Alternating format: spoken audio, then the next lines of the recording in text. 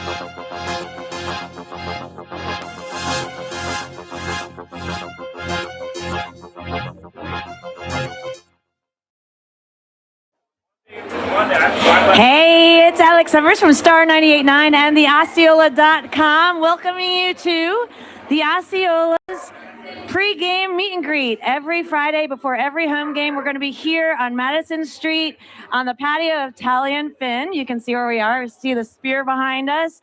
And we're excited to always have special guests, former football players, thoughts from the writers, and thoughts from the football players as well on previous games, upcoming games like tomorrow's game.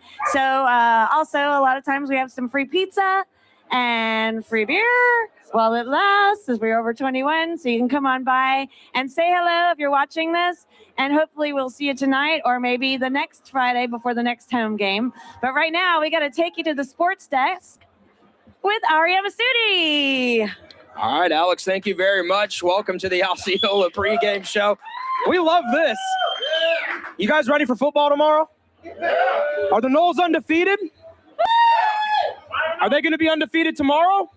Thank you so much. Big game against the Wake Forest Demon Deacons. Guys, it's been a while since we'd had a top 25 matchup at Doak Campbell Stadium, but we have that for the first time in really since 2017 when Florida State was ranked under Willie Taggart and playing host to Virginia Tech. But the Wake Forest Demon Deacons come in, a very good football team. I'm Arya Masudi, Jerry Cutts, and Mark Motzik, of course, joining us here, former Seminole. We've got a really loaded show planned for you here this afternoon. I want to thank Tally and Finn, our great sponsors here in CollegeTown. So come on out, come join us, have a drink, have a slice from Solace, the official pizza of Florida State, and a lot of fun here on this show. So we'll talk to Mark, we'll talk to Jerry Cutts, our great publisher, and then we'll talk to Kurt Weiler, and of course, break down the Noles and the Deacons. Jerry, first and foremost, what's it like another week at home after the Noles are undefeated? It's been exciting, hasn't it? I mean, the excitement around this is just incredible. little bit dampened. I mean, seriously dampened by the hurricane and the uncertainty of whether this game would be played. Our hearts go out to all the people that in the path of the storm. We're here on a beautiful day, and it's absolutely beautiful in Tallahassee. But I know so many of you have been through a very difficult 24 or 48 hours, and our hearts and our prayers are really with you. So having said that, I see people in the crowd here. One of my homeboys, Pete Ballard's from down there in Satellite Beach, Florida. And Joe came up from Miami, came up 75 the whole way. Mark, Pompano Beach in the house. Beach looks been good. Here 8 days. We came up for the BC game, and we said we're going to ride this thing out, and thank God it went the other way. But unfortunately, it really hurt a lot of folks. And I got friends down there. They're okay, but a lot of damage. Yeah, it really is. So we're going to have a lot of fun today, but I want everybody to realize that our hearts are with the people that can't be with us today. And without a doubt. And some of those images are really humbling to see down in Southwest Florida. And, of course, something Florida State's doing, if you have not heard yet, if you make your way up to Tallahassee, Florida State's trying to put a smile on your face, even just momentarily. 4 free tickets to the game tomorrow at 3:30. Just show your Florida ID. That goes for those displaced. And I think fans in Tallahassee as well. They're trying to pack the stadium out and have a day where Florida State can be celebrated, especially those of you who have been through so much the last couple of days. We'd love for you guys to come up and join us and let us know if there's anything we can do to make your experience just a little bit better. All right, Jerry, we've got a special guest, Mark Motzik, former Seminole. I'm going to let you handle this segment for us. Your great knowledge of Florida State athletics throughout the years. Mark, we are so thrilled for you to be here, and hope you enjoy the weekend as well. Happy to be here. Happy to be here. So let me clarify something first of all. There's no such thing as a former Seminole. Facts. Factual. Mark, Amen. Mark is a Seminole through and through. And one of the reasons I wanted to have Mark here, other than the fact that he's a great guy, is the fact that he came in the very early days of the Bobby Bowden era.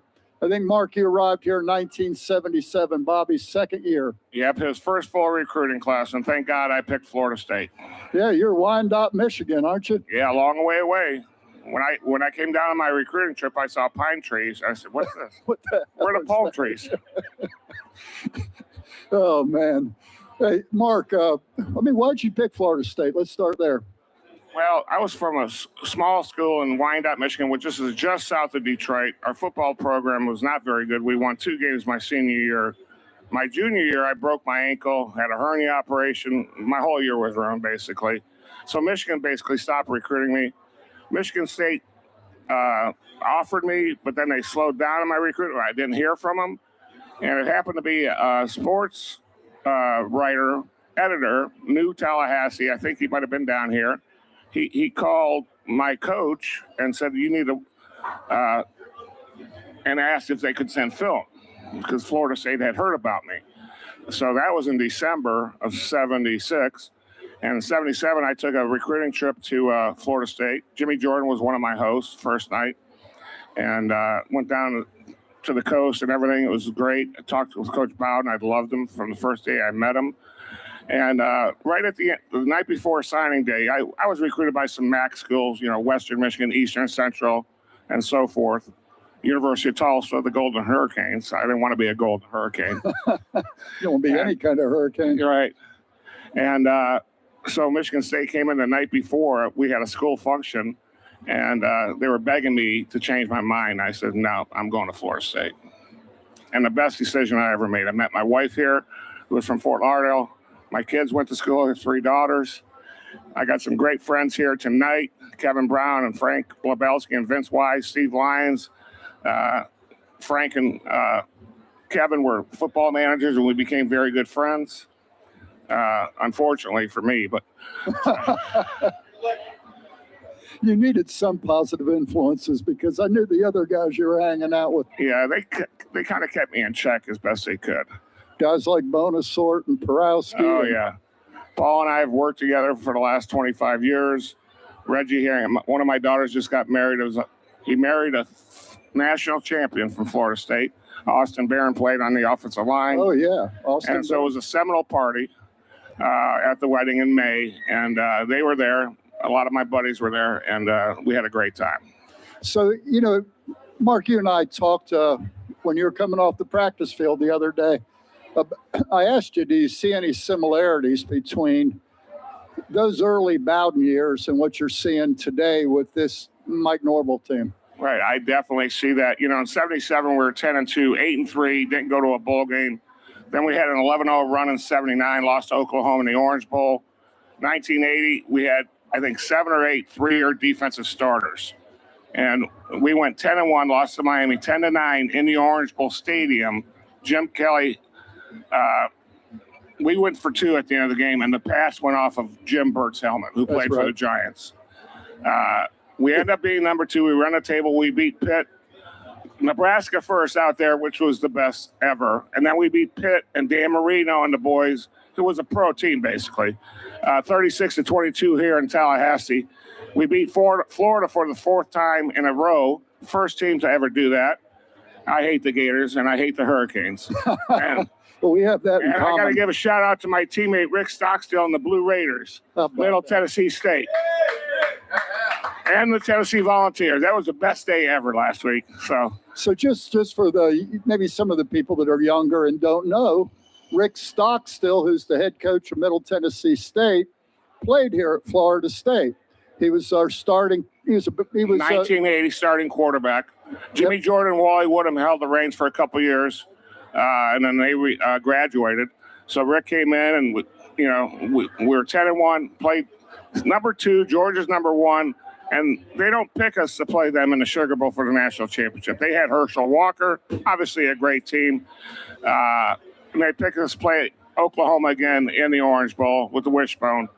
We lost 18-17, 2 points the whole year in that stupid stadium, and I'm so happy when they tore it down.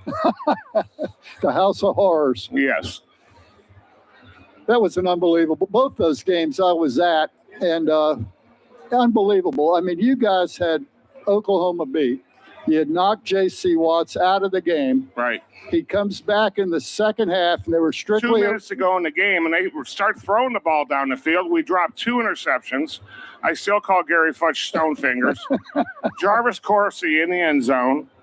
He dropped 1, and then they go for 2 and win the game. So, Mark, I got to talk to you about something. Hey, Joel, if you can put up the statistics, do you have them up there on Mark's career? Mark played in 44 games. He started 31 of them next to a guy by the name of Ron Simmons. Yeah. You made Ron Simmons famous. Oh, yeah, I sure did. Media day my freshman year, everyone's crowding around Ron Simmons. I had not met him yet. And so we're locker mates right next to each other. I say to him, "What position do you play?" "Nose tackle." And I said, "That's what they recruited me as." I said, "Oh, boy, this is going to be a long 4 years." But they moved me over to 3-technique defensive tackle, and it worked out. So there was a game in Miami that well, listen, your stats were really good. You had a lot of tackles in your career. You had some 121? Yeah, I think that's right. That's what you told me yesterday, Jerry. I did. I told you that. And I don't lie. I don't lie. I know. But at any rate, my favorite statistic I found was 1 touchdown in 1978. It came in the Orange Bowl. In the Orange Bowl against Miami. Simmons blocks a punt, and my friend here picks it up, and you used the word. Rumbled, stumbled 48 yards, and did the old hand thing on the helmet. I can't remember what it's called. The Heisman pose. Yeah, and at the 10-yard line to the punter, and he went down face first. And I scored. And George Henshaw, who was my line coach at the time, made me go on kickoff. I couldn't even breathe. Where's the oxygen? By the way, his nickname is Puff, and I'll let you figure out why. That was a nickname from Paul Porowski. A lot of people probably don't remember this cartoon show or whatever. It was HR Puffin stuff. And I smoked cigarettes. Yeah, that's right. Lots of them. I might light up right now. But I need a vodka, Jerry. Yeah, there you go. We'll have that later. A couple of them. So, at any rate, I think the big thing, Mark, that was a heck of a time when, in 1978, that's when Osceola and Renegade trotted out on the field for the first time. So you were there for that. Well, that was unbelievable. I remember we always had night games, 7:30. They call it Saturday night, fever or whatever. And they had the balloons going in the air, and it killed too many birds, I guess. And, like my buddy Vince says, nuke the whales or whatever. I don't know. So, goodness gracious. Here we go. We got him rolling. For those tree huggers out there. So, hey, but that was an exciting time in Florida State. A whole tradition was being born. Yep, it sure was. And I sort of get that feeling right now. And I never answered your question, by the way. Oh, but any please. Similarities between the teams? Like I said, we had 7 or 8 guys, 3-year starters, and we played as a team. We weren't a bunch of all-stars, 5-stars, or anything like that. They didn't even have that stuff back then. But we played as a team. We loved each other. We cared about each other. We hung out with each other. And this team reminds me so much of that. They are playing with heart, with love for each other. And I read your editions and all that stuff, and always the recruits are saying, what a family it is. What a family atmosphere. And that's what we had. We all lived together at Coble Terrace. We had our own pool, and it was great. So, yeah. Well, I don't want to get too sentimental, but you've been a major donor to Florida State, and I know part of that was your love for Monk. Yeah, Monk was a really, really good friend of mine, and we raised hell in Tallahassee.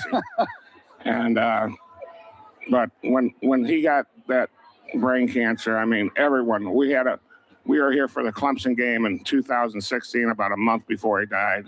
There had to be 25, 30 guys, and Monk was in bad shape. And we all went to his house, I think the day after the game, for breakfast, and we got to sit with Monk. And basically, that was the last time that I had a chance to talk to him. And I love Monk Bonasort. And that's one of the reasons why my wife and I and my family gave back to Florida State, because we are diehard Noles. We love the Noles. My daughters love the Noles. And, I wouldn't be where I'm at if it wasn't for the education, the playing football. And if it wasn't for Bobby Bowden, Jack Stanton, all the coaches, and the guys you mentioned, they're all my brothers, and I love them to death. Well, we really appreciate you spend a little bit of time and sharing that story, because, I do see that. I was around then. I wasn't certainly playing. I didn't see it firsthand like you did, but I watched this program get built, and I see a lot of the fingerprints. Yes, definitely being repeated.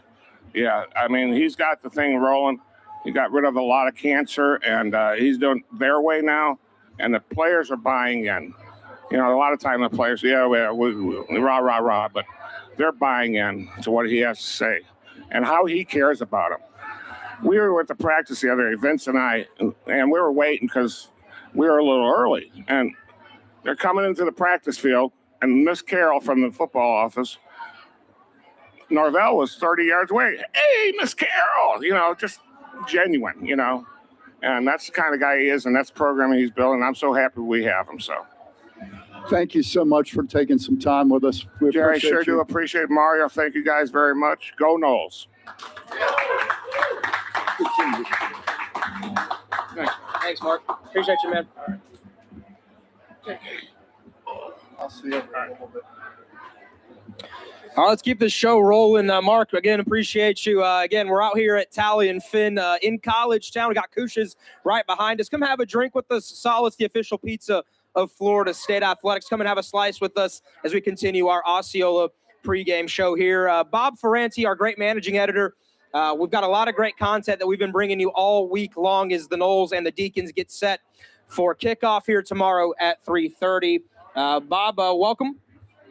Jerry, you're welcome to stay. You're welcome to go grab a drink, have a piece of pizza. You're a man of the people. I don't want to keep them waiting from you. I'll be right back. He'll be right. He might be right back. It's good seeing you, Jerry. You had him up here. Yeah, you've got your Mick Ultra. It's okay. This is you're water. allowed. You're not on cable television. You're allowed to have a beer. Basically water. Come on, The man. FCC's not coming after you, Jerry. I promise. Bob, a lot of great columns this week with the Osceola. You had a really good one yourself, talking about going from 0-4 to 4-0. That doesn't just happen. Florida State's the first team in over 35 years in the ACC to flip from 0-4 to 4-0 the next season. Just talk a little bit about your column and the things that you learned talking to this program and what went into your story. I think for players and coaches, it's really hard because you're focused on the next game. You're focused on going 1-0. It's such a cliche. Everybody says it. As fans and analysts and media, we like to say, well, let's take a step back and really look at it. And with this program, I mean, you go from 0-4 to now 4-0. It's not just you figured out how to win games. You figured it out because of your culture, your coaches, your assistants, your strength and conditioning. It's the entire package. It's the buy-in, like what Mark was saying. There's buy-in with these guys. So what we really want to do was take a look back at the whys. And yes, it's Jordan Travis. It's the linebacker improvement. It's 4 transfer receivers. It's the offensive line growth. You're just starting to see all the pieces come together. And really, to me, it's a year 3 thing, too, because you see year 3 coaches around the country. Yeah, they either get it by year 3 or they don't. And presidents and ADs have to figure out really fast. Like Jeff Collins was just fired at the start of year 4. He wasn't working at Georgia Tech. Other coaches, they've really started to figure out that by year 3, you've got the roster, you've got everything set up the way you should be to find success. And I think that's worth examining at this point in Norvell's era, just how far they've come and appreciation of just how far they've come. Yeah, and I think most people would agree in the transfer portal era, it's a lot easier now to flip and go from an 0-4 to a 4-0 because it is essentially free agency, right? Like nowadays, what you see in pro sports, guys can just jump from team to team. A team in the NFL or in the NBA or in the MLB can get better because of their portal ads and their free agency ads. And we're calling it transfer portal in the NCAA. It's free agency. You're allowed to move around, and everyone has their opinion on whether it's right or wrong. I've always felt like if coaches can jump from year to year, then players should be able to as well. But that's how you go from 0-4 to 4-0. Right. You get better players that come into your program. Johnny Wilson's made a massive difference. Trey Benson has made a massive difference. Last year, Jermaine Johnson helps lay the foundation for the culture you want to build. He's a transfer. Tatum Bethune this season, phenomenal. He's from UCF. The list goes on and on. Greedy Vance had an interception, transfer from Louisville. So Jared Verse, absolutely, he's been such a big defensive end for Florida State.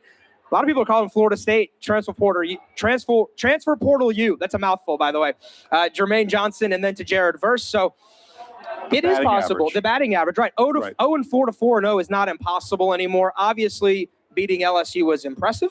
Yeah. I think doing what you did at Louisville when Tate comes in was impressive. That, to me, signaled this program's growth more than anything. It was, you had a quarterback in there who did his part, but it was everybody else rallying around him to be able to win the game on the road in Louisville. Yeah, we talked about this for a long time. When you look at the Florida State quarterback, you want to criticize what he does and what he doesn't do. We'll talk about the players around him. Are the players around him playing at a high enough level? We're finally seeing the wide receiver play. How long has it been since we've seen wide receiver play this good? How long has it been since the offensive line is run blocking? And yeah, the pass protection leaves a lot to be desired. I get that. I understand the criticism.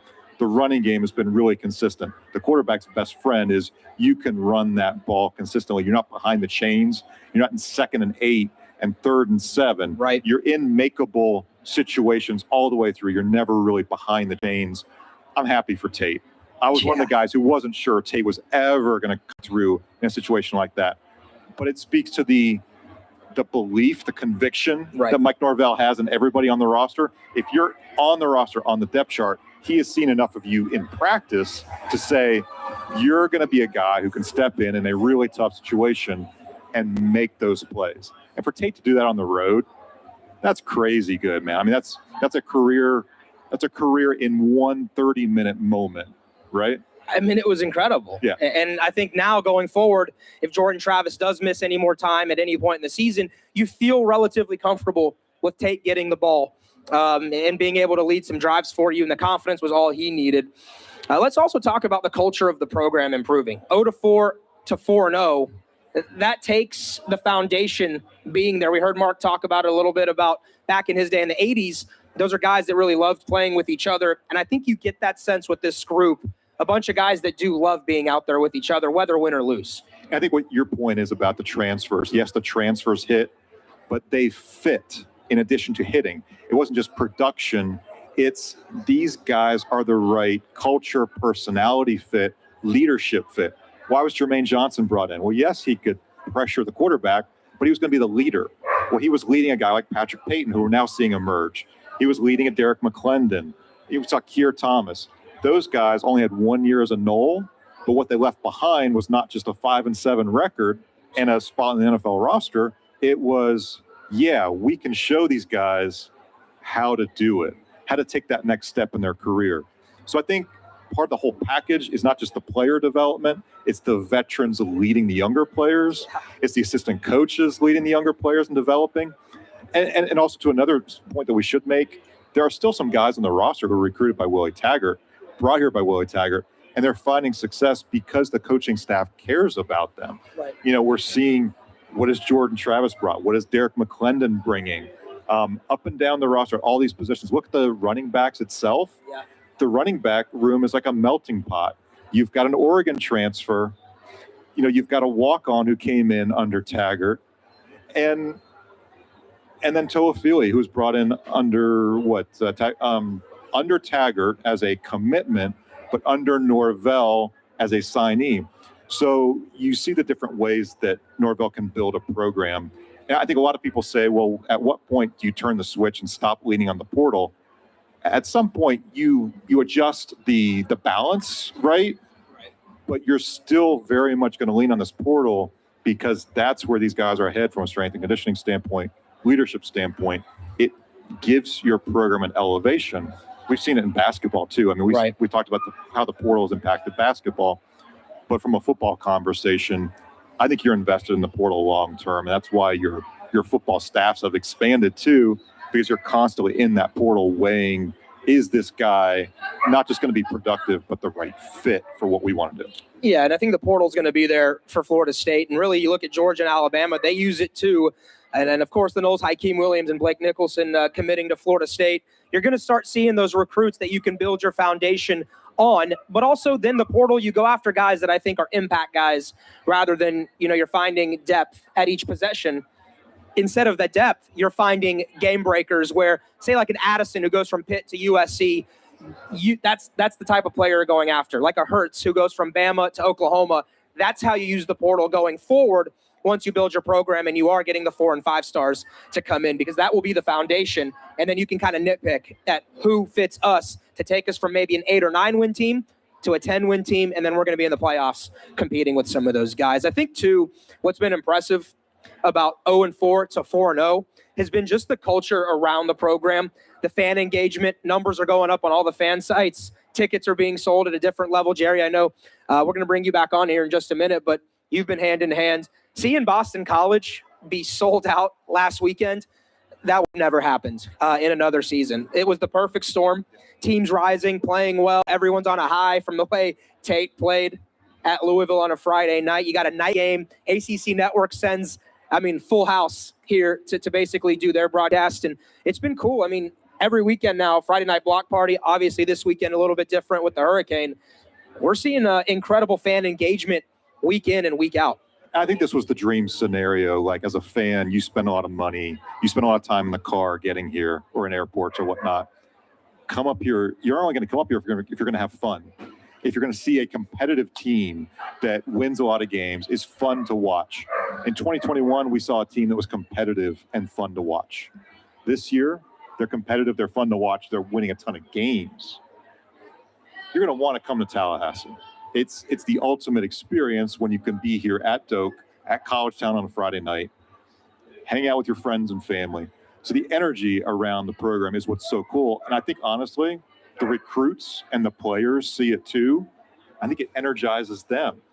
That's the best of all worlds when you get the total package coming together for not just the program, but the community, the FSU community yet again. 100%. So Florida State, 4-0. Bob, great article this week, great column. Appreciate you doing that. And I'm sure we're going to have great stuff this weekend from you in the press box. We'll all be in there getting you guys set for the Noles and the Deacons. Again, want to remind you we're on YouTube right now live. Thanks for those of you joining us. We are here at Tally and Finn, our host spot here at the Osceola pregame party and show. And then Kush is right behind us. CollegeTown fans are here. Subscribers are here. And a lot of friends of Jerry's are here. Jerry, you get another drink in you? You ready? I'm ready. You're pumped? All right. You had a column yourself this week on Mike Norvell's You Can speech. Take us through that a little bit, your prep to be able to write that, and after having those conversations, what you learned about your column. Well, actually, I'll give a shout out to the Seminole Boosters who put out a video, a cinematic recap of the game. And I watched the video, and at the end of the video, those of you who haven't seen it, Joel, will you cue that video up? It's post-game locker room. Mike Norvell speaking to his team, and I'll let the video play. Joel, will you go ahead and do that? I am so proud of this football team because we said we wanted to dominate this week, and you just dominated in every phase. But the great thing about it, still a lot of lessons we need to learn. Still a lot of areas where we can be better. It's always about us. But listen to me and listen very, very, very clearly. You can. You just have to make the choice every single day with what you're doing on the field, with what you're doing off the field, with what you're doing in the community, and everything that you're doing. Just make the decision to be your best. I am so proud of the work you put in. I love coaching this team.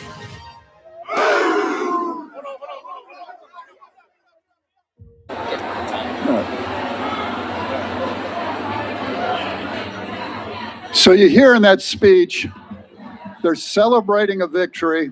It's their fourth straight victory. Most coaches I know, their speech might have been, let's not get overconfident, you know? But Mike Norvell shouts at the team, you can. Listen to me very, very, very, very carefully. You can. And what I see in that is psychology of a young head coach who's got a group of guys who he's trying to teach them, he's trying to motivate them to create a greater vision than what they have for themselves right now. He's trying to set a higher expectation. And I think he was speaking to this game today. I think he was speaking to North Carolina, who's ranked 10th next week, and to Clemson, who's ranked 5th in 2 weeks. Because he knows this team, I really believe that he believes this team is capable of more than they even realize they're capable of. Yeah, and you know what? It's amazing to me too, Jerry, is we've heard about it for years. It's a team's confidence early in a season. When's the last time an FSU coach, Mike Norvell or Willie Taggart or Jimbo Fisher, when's the last time they could, after week 2 or week 3, still preach the same message in the locker room? Because you're already 0-2 or 1-2 or 1-3. There's a sense of belief that's different when you start hot. Recruiting-wise, we're seeing that right now. In the locker room with the way the chemistry of the team, the fan base, the engagement, the enthusiasm. I think it's all working together right now to put that you can belief in those kids because they're 18 to 23-year-old kids, right? And so you can only tell them as many messaging as you want before it just goes over the head. But this is the first time you have tangible evidence and proof that the message is working from Norvell and his staff, that the work you put in and day out, it has results. And that's what I think he meant. You can. Why not? Why can't you beat NC State or Clemson? Why not? I mean, this team can, and they just have to believe that. Well, this is a team that, they haven't proven it to themselves until now. I mean, they've won 9 of their last 12 games. They've won 75% of their last 12 starts. You can. You saw it. You did it. So I think it's really important. And I came up in the Coach Bowden era, and if Mark was still here, he could probably tell us a speech very similar to that one. And Mark Salva, who is one of our Osceola analysts, and I know you all enjoy watching him on our Sunday show, Seminole Sidelines. Yeah. Mark, every Friday, while we sit here right now, a group of former players is walking, I think they call it a victory walk. And the way it works, for those of us who haven't been a part of it, is that after they come out of their meetings, their segment meetings, they line up on the field, the whole team, and Mike wants them to walk across the field, the length of the field, and to reflect on what their job tomorrow will be, to visualize winning, to visualize every detail that they have to achieve in order to win. 10 yards behind them, walking behind them, is the former players. And when they get to the end zone, the coaches don't go into the end zone with the former players and the team. They allow the former players to speak to the team. And Mark shared with me that he gave them a speech. And I know, Kurt, you're laughing because you know Mark can pontificate now. So Mark gave them about a 5-minute speech. And in that very end zone that they were standing last Friday is the end zone where we went for 2 against Miami back in '87, and that we threw the ball to Pat Carter, and it was broken up, and we lost that game. And Miami went on to win the national championship, and we didn't get a chance to play for it. And Mark told the team that that's the only time after a football game that I cried. That's what he told the team last week. And he said, you know, that's in your control right now, that you control your destiny. You can't lose if you won't lose, you know? Powerful message, because those kids haven't been put in that situation yet, you know? Yeah, no, I'm listening. I'm captivated. I mean, Keep going. they were against Auburn, and they won. They did it. They've already done it. You can. And so I thought Mark's, speech to the team last week was really relevant. It is. And, I think, too, to your point, that LSU game, in years past, Florida State would have lost that game. They would have found a way. And we were all thinking it, you were in the stadium. I was in the stadium. I'm sure a lot of you guys had gone, and we're thinking, all right, I've seen this before. Ward fumbles. I'm like, I look over to the guy next to me, and I'm like, they're going to drive the field and score a touchdown. That's how this goes. Sure enough, they drive the field, score a touchdown on the final play of the game, just to make it worse. On a play that shouldn't have happened. Right. Yeah, thank my goodness. I had LSU fans going, we shouldn't be able to run another play. No. LSU fans themselves are going, what is going on? Whatever. Score a touchdown, and in years past, that goes to overtime, ball game, LSU, another almost victory for Florida State that they don't get. But what happens? Shaheem Brown blocks the kick. I think that signaled a difference in the culture that's changing here, in the belief in the messaging, right, that it's not over, that we're going to give it 110% on every single play. Everyone in that stadium was ready for overtime. Shaheem Brown was not ready for overtime. He was ready to go home. Right. And they were ready to party on bourbon. I think that's what everybody was ready to do. They were ready to party on the team play. Right. And then you play at Louisville, and all of a sudden Jordan Travis goes down. What is that? Worst case scenario, right? Everyone was saying it. We were saying it in preseason. If Jordan Travis goes down, you're in trouble, because this season's going down the drain. That's the most important player on the roster. Instead, oh, by the way, Jordan Travis, not the only one to go down that game. Verse goes down. Scott goes down. You're playing with like 70% of your starters. Tate Rodemaker comes in. The rest of the guys step up. McClendon's playing pretty well on the defensive side of the ball. He stepped up. Didn't he? And Kevin Knowles gets the pick at the end. And all of a sudden you're going, this is not a win that we usually get. Louisville's not an easy place to play, even for Jameis Winston's teams. Exactly. And the Knowles come in there and win. And then we all ask the question, BC, can Florida State do what it's supposed to do against a team that it's supposed to beat? Trey Benson answers that question. First play of the game. He's looking over the BC sideline as if to say, you have no chance today. This is a different era. Doak's rocking. And I just think there's momentum. I mean, this program has momentum.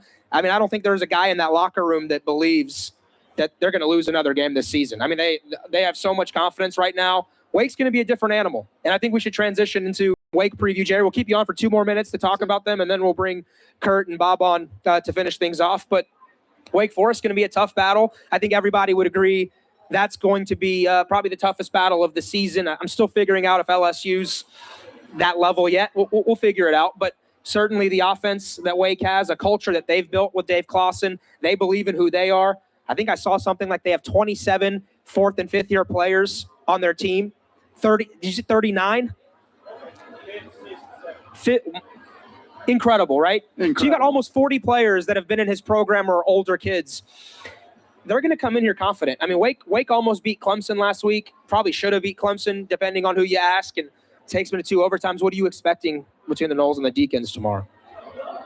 Give me 1 minute before I get into that. Okay. You got it. You can have 2 minutes. That you can speech, I think, applies to you too. It applied to me. And in the interview that we did with Coach Norville on Tuesday, I wanted to be sure that what I heard was right. I wanted to validate what I heard before I wrote it. And so I asked Coach in the post-game, in the post-practice interview, what's the next step for this team? I thought I could set him up that way, and he paid it off immediately. He said, in the locker room, I said to the team, you can. And because I believe they can. And that is very important. I know a lot of us Seminole fans, me included, have been kind of in a wait and see mode. I wanted to see what this team did. We saw it building.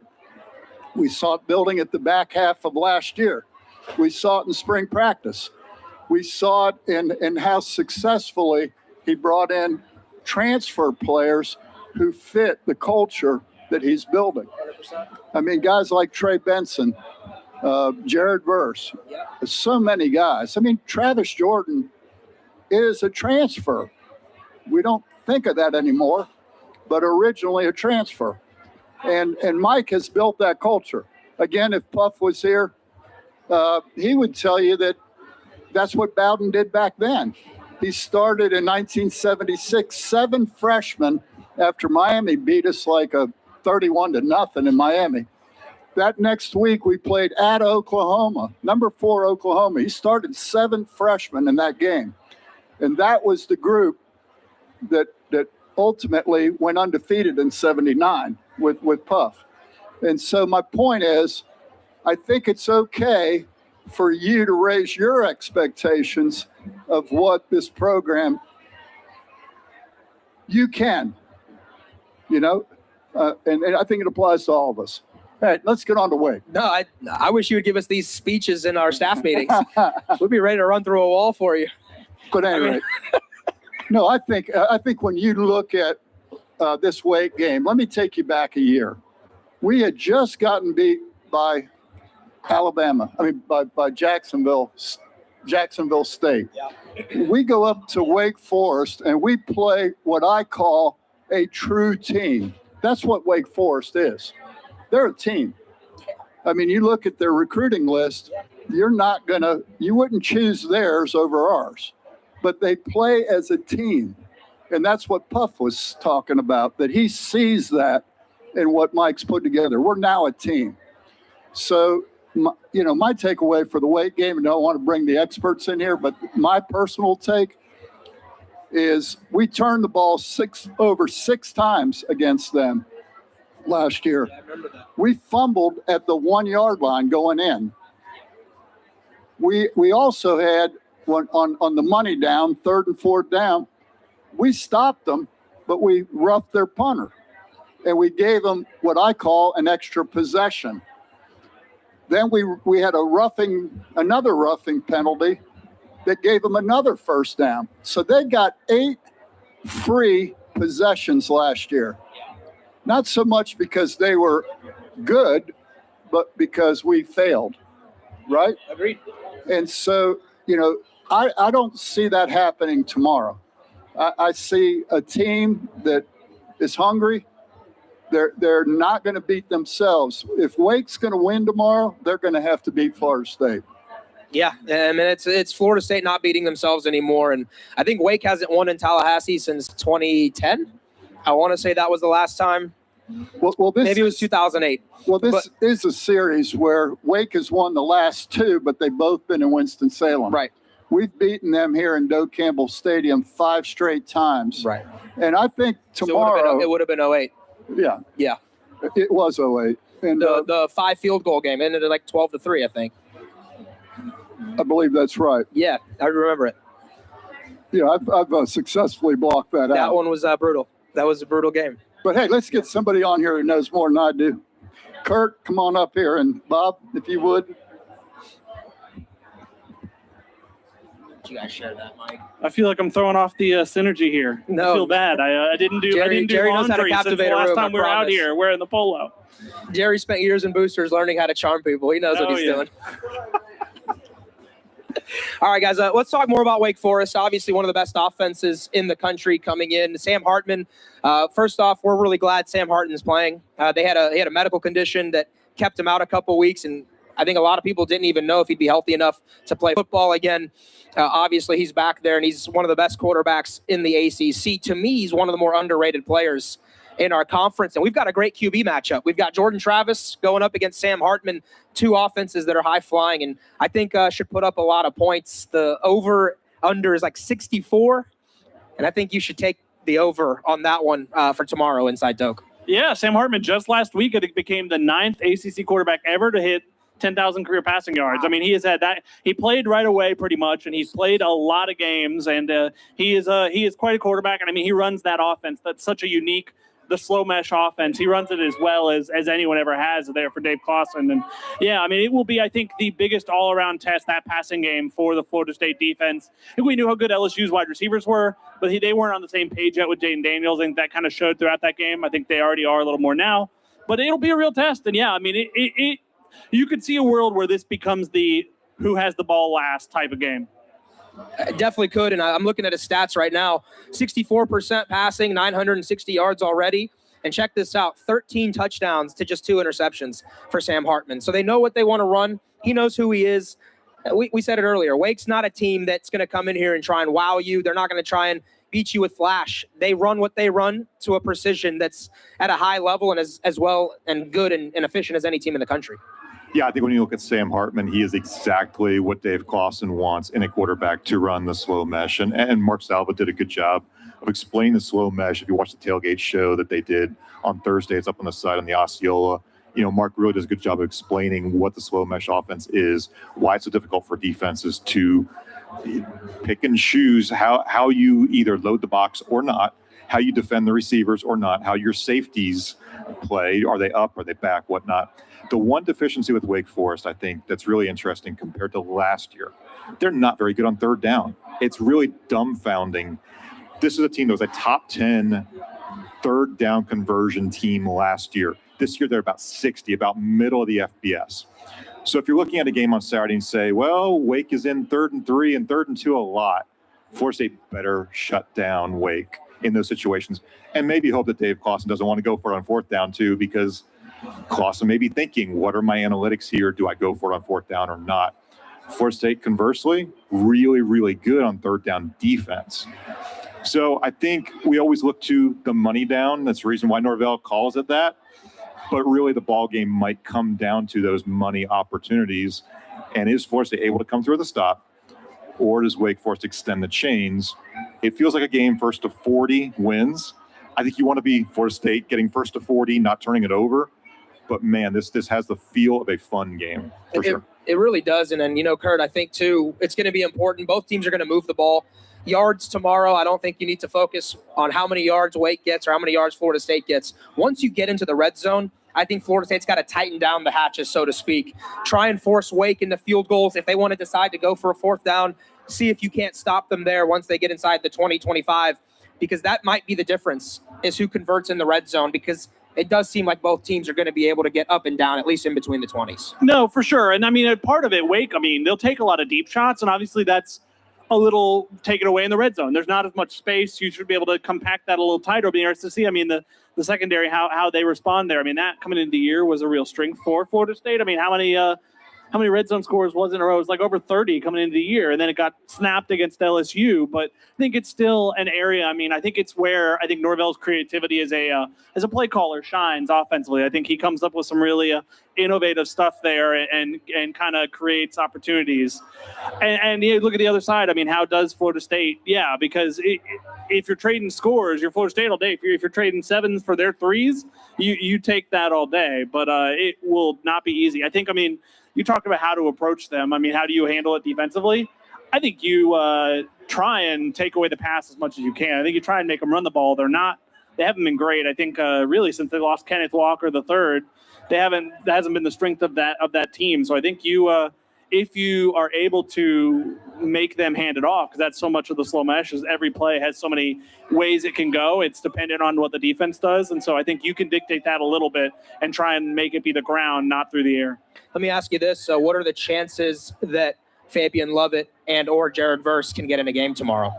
We'll see. I mean, it'll definitely be something to monitor. Obviously, I don't know if even after we saw him practice Wednesday, I don't know if we were entirely convinced Jordan Travis was going to be available. So I think it's a bit up in the air. I mean, I think what I keep going back to with that is I think it's at least somewhat encouraging that Mike Norvell, for as much as he likes to play injury news close to the vest, he's pretty open when they're serious, when they're season ending. He hasn't talked about that there. We'll see what they're able to do. I mean, they would obviously be both of them. I mean, that's two starting defensive linemen. They'd both be big boosts against that Wake Forest offense. And the reason I ask you that is because you brought up you're going to try and take away the pass, which means you're going to give a lot of freedom to your D linemen and linebackers to hopefully try and be able to win 1v1s. And so having Verse and Lovett available would be pretty massive for FSU. Bob, I look more at Wake Forest, and I see 5 different players with at least 10 catches on the season. A.T. Perry, all ACC caliber, first-team caliber receiver. Taylor Morin's really good. Jamal Banks and Donovan Green, as well as Keyshawn Williams, have been a favorite for Sam Hartman. They spread the ball around. They know who they are. And I think you might have mentioned it earlier, the DBs are going to have to be ready for 1v1s all day long. Yeah, I think Dave Clausen says this is their best receiving core they've had in years. And when you have that kind of receiving core, you might as well use them, right? I mean, it's not just A.T. Perry. It's the ability to spread it all around. Does Florida State have enough capable corners to make it challenging? I think we've seen Amarian Cooper step up and get healthy again. Very, very positive. Jerrion Jones, very inconsistent, but he's made enough moments to where you feel like that's a guy who can be somebody who needs to be a little bit more consistent, but he's made enough flash plays here and there. Greedy Vance, we've seen the interception. They are going to have to win those one-on-one matchups. Jamie Robinson's going to have to be an enforcer, an eraser over the middle. And frankly, we've seen some good Jamie Robinson. We haven't seen Jamie Robinson at a very, very high level yet this year. Comparable to 2021, comparable to this preseason All-American acclaim.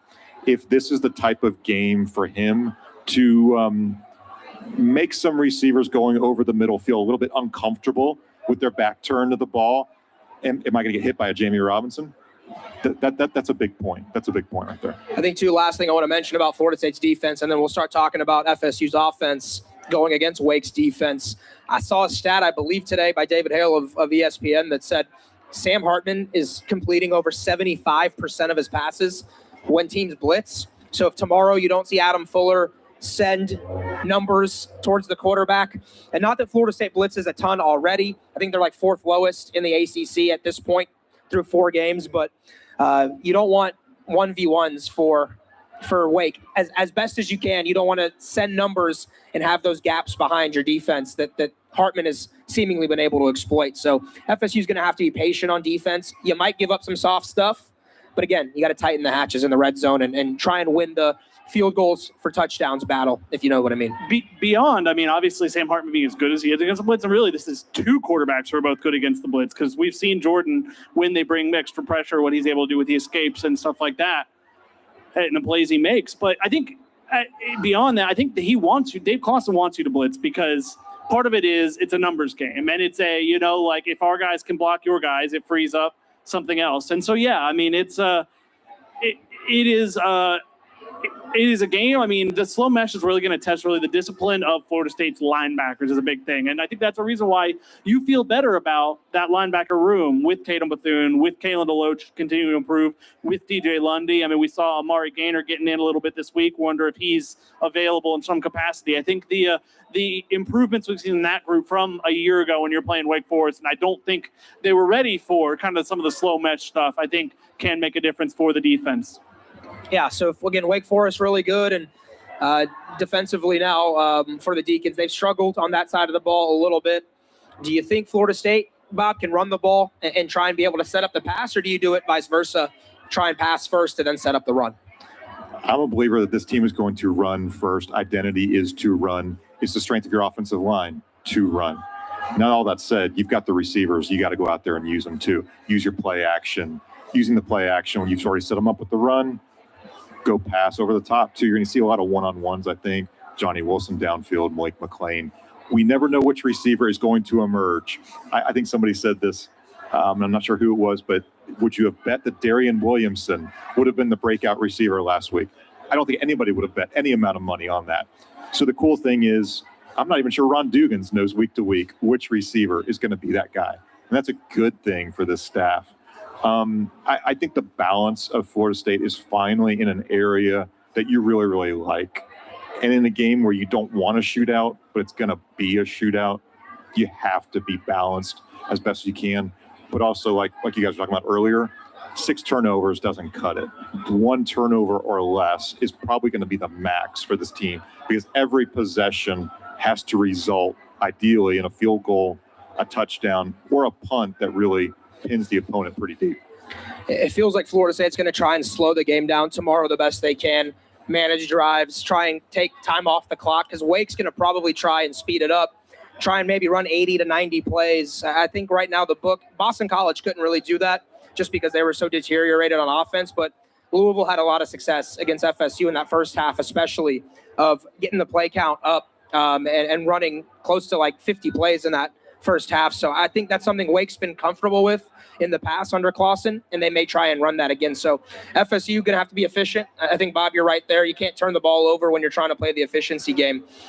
Tomorrow could be a big day for Micah Pittman.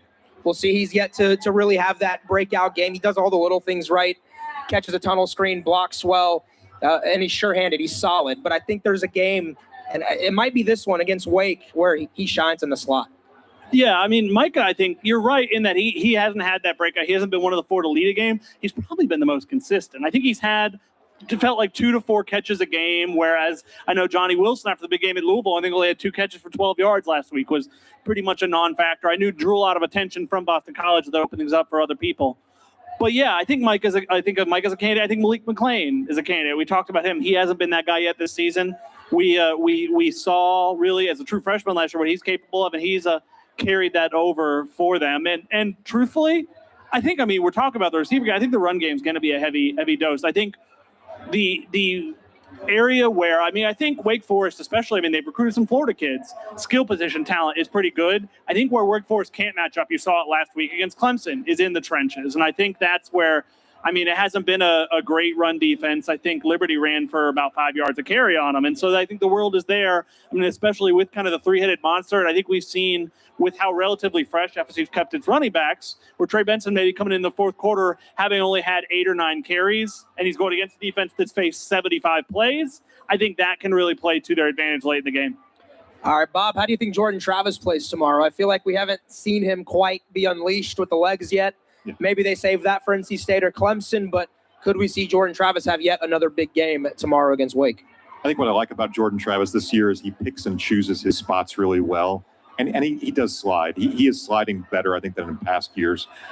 I think we still want to see Jordan Travis, the passer.